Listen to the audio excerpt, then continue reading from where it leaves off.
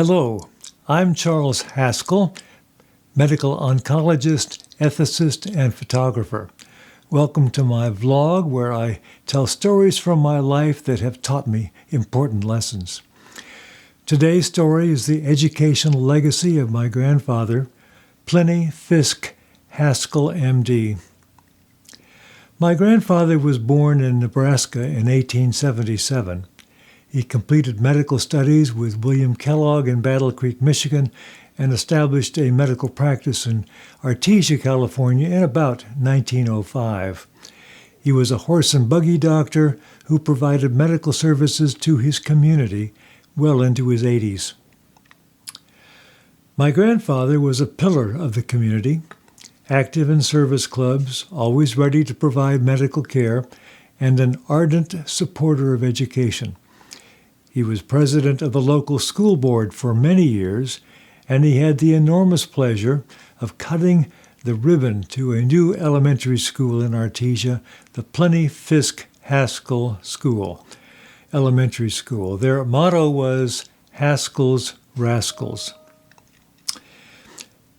More recently, that school morphed into the Haskell Middle School, which is a STEM school in the Artesia-Cerritos area.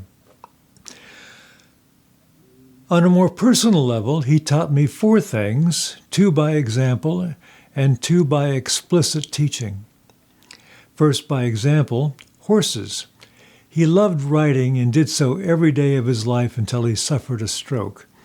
He loved riding in parades, dressed as shown in this picture of my father in his parade dress. He had a small ranch in Artesia where he kept his horses, and I was taught to ride at an early age. He inadvertently taught me to fear horses by having me ride an untamed roan horse when I was young, but with time I regained confidence and enjoyed riding enormously. I later rode with my father and grandfather in a 4th of July parade in Huntington Beach. In sum, I am grateful to him for teaching me by his example to love horses. Second, he was a strong role model for being involved in your community, to make it a better place for people to live. I have tried to follow his example in my own life. And then 2 things that were explicitly taught. First, he was a great believer in having children perform at family events. At every Thanksgiving and Christmas, I was required to recite a poem or sing a song. I believe this early childhood experience is one of the reasons that I'm comfortable talking before large groups today. Finally, the second thing that was explicit was that he strongly advised me to learn touch typing and shorthand while I was in high school.